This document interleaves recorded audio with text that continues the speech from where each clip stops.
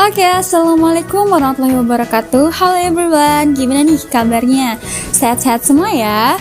Oke, hari ini aku akan membahas mengenai materi teori dan apresiasi sastra, yaitu tokoh sastra anak di Indonesia by Dinda Maharani. Oke, sebelumnya ada yang tahu nggak sih siapa aja tokoh sastra anak di Indonesia?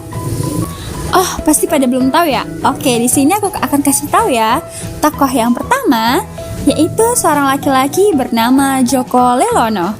Beliau adalah seorang penulis anak mengenai cerita petualangan yang hits banget pada tahun 1980, bergenre fiksi fantasi.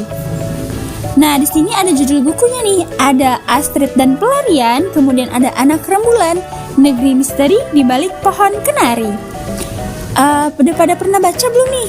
Kalau belum pernah baca, bisa dibaca ya nanti. Oke, sekarang kita lanjut tokoh yang kedua. Tokoh yang kedua adalah seorang laki-laki juga bernama Tira Ikra Negara.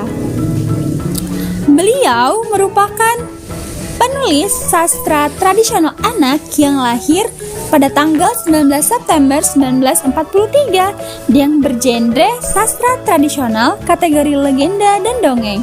Salah satu karyanya yang terkenal adalah Malin Kundang Anak Durhaka. Pasti kalian pernah dengarkan tentang cerita Malin Kundang, udah hits banget loh di Indonesia.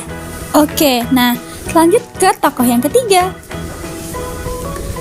Untuk tokoh yang ketiga bernama Arswendo Atmowiloto. Nah, beliau ini adalah seorang penulis anak yang selalu bertemakan keluarga dan bergenre realisme. Kategorinya adalah cerita realisme. Karyanya yang terkenal adalah berjudul Keluarga Cemara dan sudah dibuat film loh.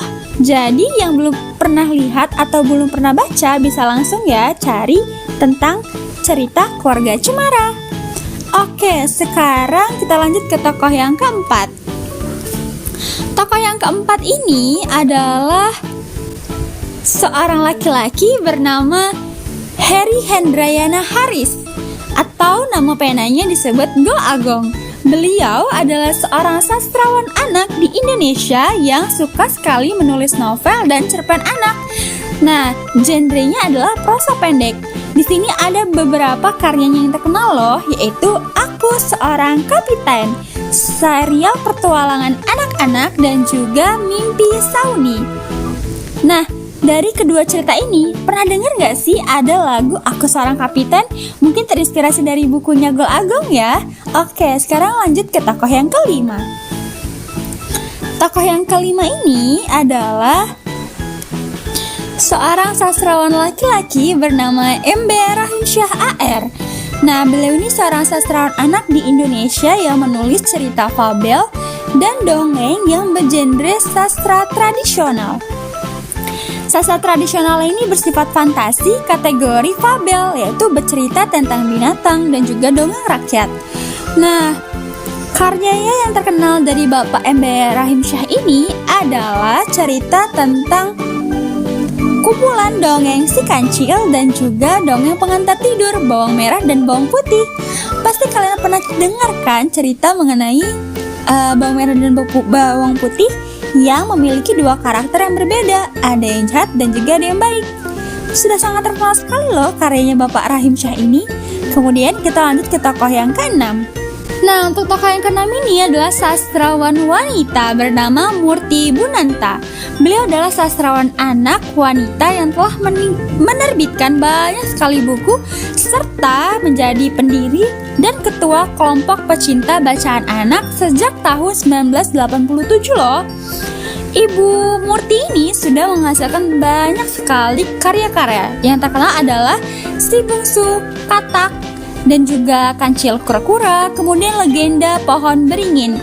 Genrenya tentu saja adalah sastra tradisional yang berkategori fabel, dongeng, dan juga legenda. Oke, kita langsung lanjut lagi ya ke tokoh yang ketujuh. Tokoh yang ketujuh ini adalah seorang wanita bernama Raisita Patapa. Mungkin kalian pernah lihat ya, ibu ini ada sering di majalah Bobo, karena beliau ini adalah seorang penulis buku anak yang terkenal sekali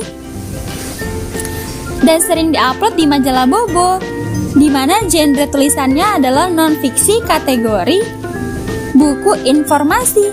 Nah, salah satu karyanya yang terkenal adalah berjudul Susu, Yogurt, dan Es Krim, serta buku serial mengenai mengenal profesi, yaitu pengacara, kemudian ada juga tentang polisi, pramugari, koki, dan lain sebagainya. Untuk tokoh yang ke-8 adalah seorang wanita juga bernama Yovita Siswati. Nah, ibu ini adalah seorang penulis buku, cerita bergambar, dan juga novel anak bergenre fiksi fantasi atau fabel. Karya yang terkenal dari Ibu Yovita ini adalah Pipi Tak Mau Terbang dan juga Kisah Satwa Langka di Indonesia. Oke, lanjut lagi ke tokoh yang ke-9. Wah, cukup banyak ya tokoh di Indonesia tanpa kita sadari loh. Oke, ada masuk tokoh yang 9 nih, bernama Reni Yaniar. Nah, Ibu Reni Yaniar ini ialah seorang sastrawan anak wanita yang sering sekali menulis cerita anak dalam bentuk cerpen, dongeng, cergap, buku bergambar, komik, dan novel, serta menjuarai penghargaan Adikarya IKAPI. Nah, salah satu karyanya yang mendapat penghargaan adalah Lautan Susu Coklat, kemudian Aku Sayang Semuanya, Ratu Sejati, dan Lutung yang Baik Hati. Sehingga genre dari penulisan Ibu Reni Yaniar ini lebih ke arah realisme dan fiksi kategori dongeng rakyat. Oke, lanjut ke tokoh yang ke-10. Tokoh yang ke-10 ini adalah seorang wanita lagi ya. Nah, ada yang tahu gak nih siapa namanya? Beliau adalah seorang penulis buku anak sejak tahun 2000-an dan pendiri Yayasan Literasi Anak Nusantara bernama Ari Nilandari. Ibu ini menulis karyanya bergenre fiksi formula yang bersifat realisme, jadi berdasarkan kisah nyata dan berkategori novel serial. Salah satu novel serialnya yang sangat terkenal adalah Keo dan Noaki edisi ke-6. Ada banyak sekali edisi yang telah dia tulis. Kemudian ada juga salah satu karyanya berjudul Dari Batu ke Batu dan juga Rotan Pun Jadi. Lanjut ke tokoh yang keberapa nih sekarang? Ya, tokoh yang ke-11. Nah, untuk tokoh yang ke-11 ini kita sering mendengarnya dengan nama Wati Idio, tapi nama asli beliau adalah Solihatul Fatonah Kurniawati. Beliau adalah seorang penulis buku anak kelahiran tahun 1982 loh. Sudah cukup tua ya ibu ini, yang sudah menerbitkan 110 buku. Wah, banyak sekali. Dan mendirikan Rumah Baca Lintang. Wah, keren sekali ya Ibu Wati Idio ini.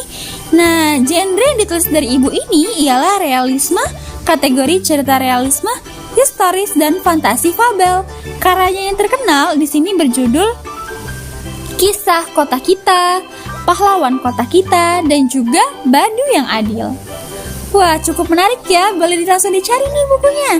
Oke, lanjut lagi ke tokoh yang ke-12. Tokoh yang ke-12 ini ialah seorang laki-laki bernama Dwianto Setiawan.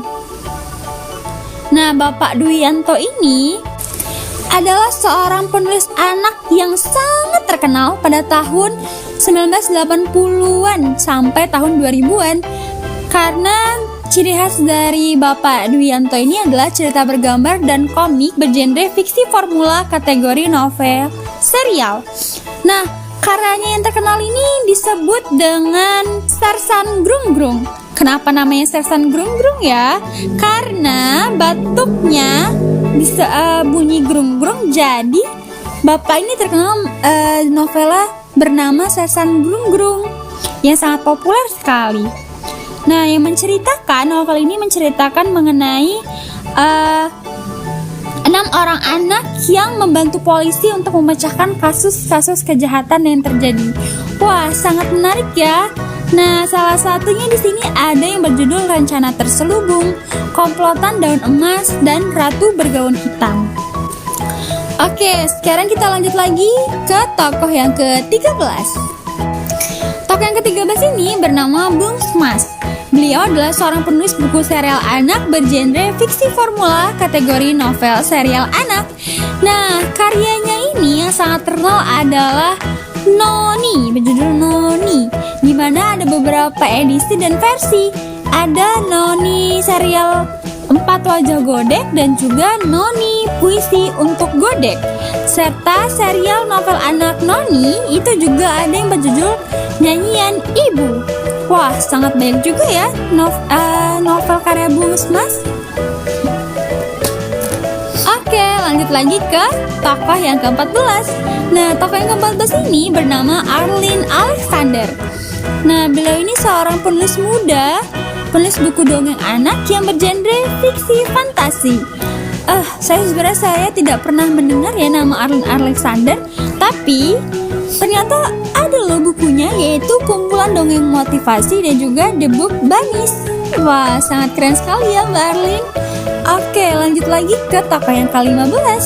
Tokoh yang ke-15 ini adalah Veronica Widya Astuti, seorang penulis sastra anak yang lebih cenderung menghasilkan karyanya ke cerpen dan dongeng yang bergenre cerita bergambar dan fantasi. Kita akan sering menemukan wajah dan karya-karya dari Ibu Veronica ini di majalah Bobo.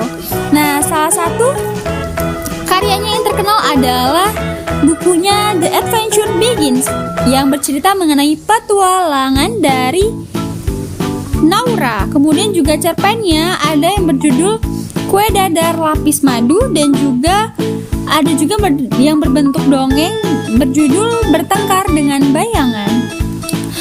Oke, itulah tadi 15 tokoh sastra anak di Indonesia. Cukup banyak sekali ya, dan masih baru-baru mungkin ya, kita belum pada banyak yang tahu. Nah, dengan menonton dan melihat tayangan ini, semoga kalian jadi tahu ya siapa-siapa saja tokoh-tokoh sastra anak di Indonesia. Oke, terima kasih. Semoga dapat bermanfaat ya, dan salam dari kreator. Sampai jumpa lagi. Terima kasih. Wassalamualaikum warahmatullahi wabarakatuh.